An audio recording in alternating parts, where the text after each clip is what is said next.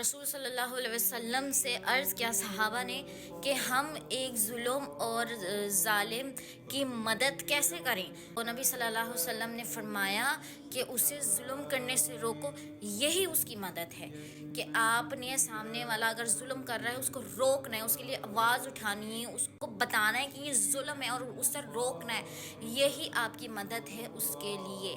अगर दुनिया में किसी के साथ जुल्म हो रहा है तो उसके लिए आवाज़ उठाएं, फ़लस्तीन के लिए आवाज़ उठाएं, फ़लस्तीन गज़ा के मुसलमानों के लिए आवाज़ उठाएं। ये दुनिया में टिकटॉक डांस वगैरह ये दुनिया में रह जाएगा, हमसे जब फ़लस्तीन का सवाल किया जाएगा हमने फ़लस्तीन के लिए आवाज़ क्यों नहीं उठाया, हम क्या जवाब देंगे?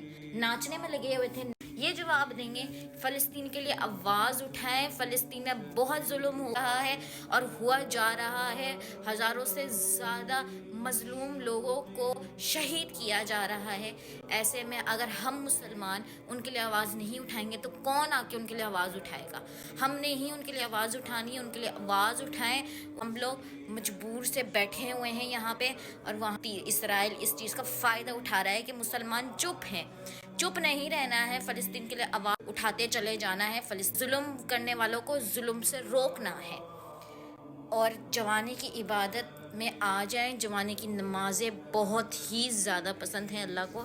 अल्लाह सुब्हानहू व तआला से दुआ है कि अल्लाह पाक हर मुसलमान को नेक हिदायत दे और सीधे रास्ते। इस्लाम से दूर क्यों हैं, कभी सोचा है आपने? देखें, हम इस्लाम से इसलिए दूर हैं ना क्योंकि हमने दुनियावी चीज़ों का अपने सरों पे सवार कर लिया है।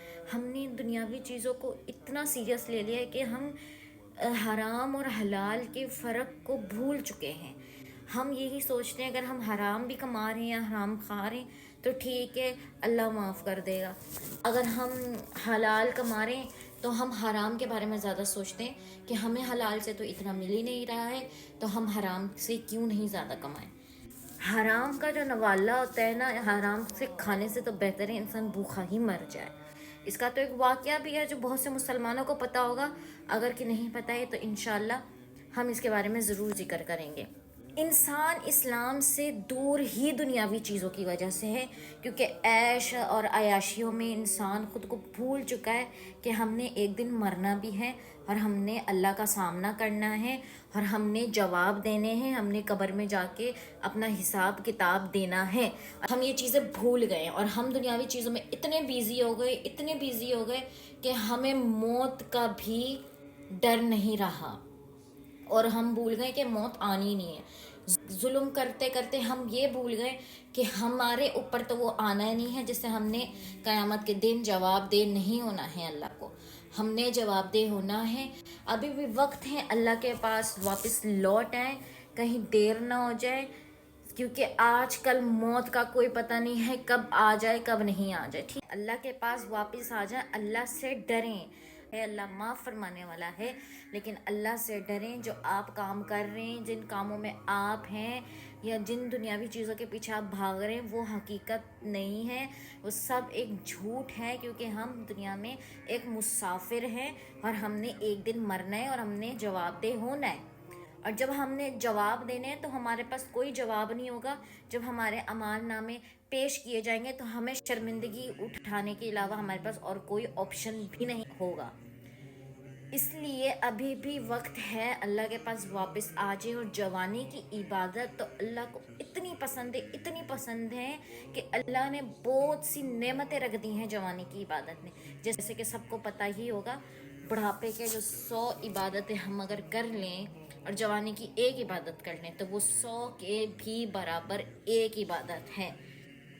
इसलिए जवानी की इबादत तो इतनी ख़ास है, इतनी ख़ास है कि अल्लाह ताला फरमाते हैं कि क़यामत के दिन वो मेरे साए के नीचे मिलेगा। जवानी की इबादत जो करते आए हैं, इबादत जवानी से लेकर, इसलिए जवानी में ही इबादत करें और जवानी में ही खुद को बदलें।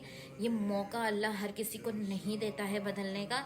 अगर आपको ये मौका मिल रहा है तो बदल लें खुद को अल्लाह के पास ले आएँ, खुद को अल्लाह के आगे रख दें क्योंकि ये ज़िंदगी ही अल्लाह ही की है। यहाँ मोहब्बत प्यार और इश्क में पढ़ने से बेहतर है कि अल्लाह से मोहब्बत करें, अल्लाह से इश्क करें, अल्लाह से प्यार करें क्योंकि अल्लाह ही से आपको वापस सच्ची मोहब्बत मिल सकती है, सच्चा प्यार मिल सकता है। बेशक अल्लाह 70 माओं से ज़्यादा मोहब्बत करने वाला है।